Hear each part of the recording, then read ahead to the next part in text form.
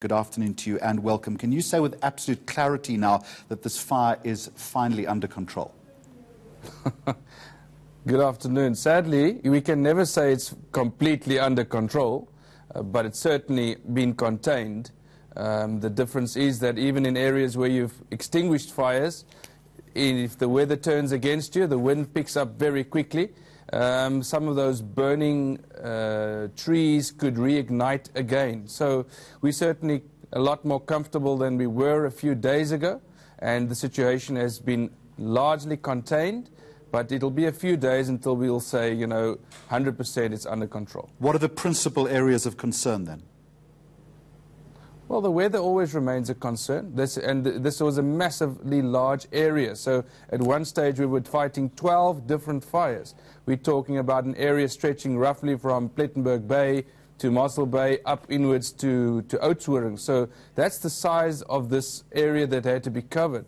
So there are some hotspots that remain this afternoon. Some of them are up high in inhospitable terrain up in the mountains. So if the wind takes that down a mountain again, that could be a challenge. So resources remain on the ground, but we're in a lot better spot than we were a few days ago. One has got to have huge admiration for the hard-working firefighters.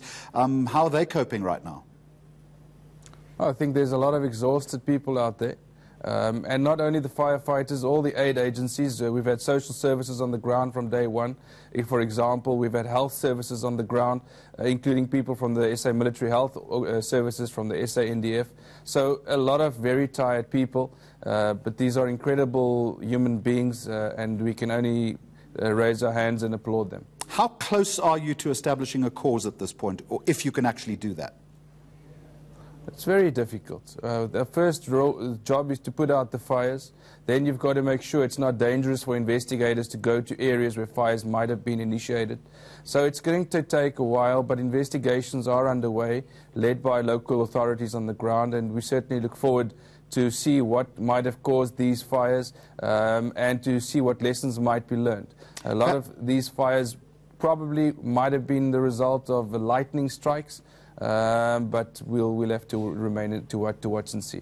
Second big fire in the region in 2 years. Again, we understand that it's a force of nature here, but is there anything that could be done going forward which perhaps mitigates? Do you need to revisit a fire management strategy? I think we've got a very good fire management strategy, which is the reason why these massively problematic crisis could be managed to the extent that they are.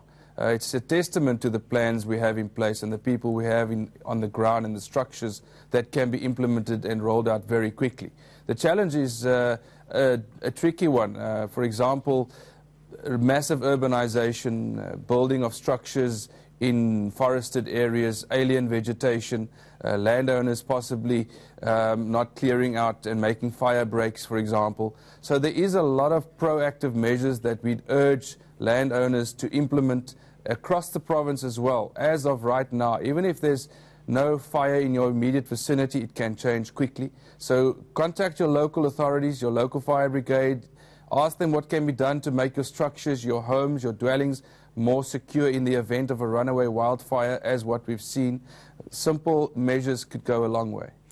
This fire has not been without its human tragedy. I don't know whether this is slightly out of your preserve, but in respect of displaced people, people who were evacuated, who are now having to repair their lives, what progress on that?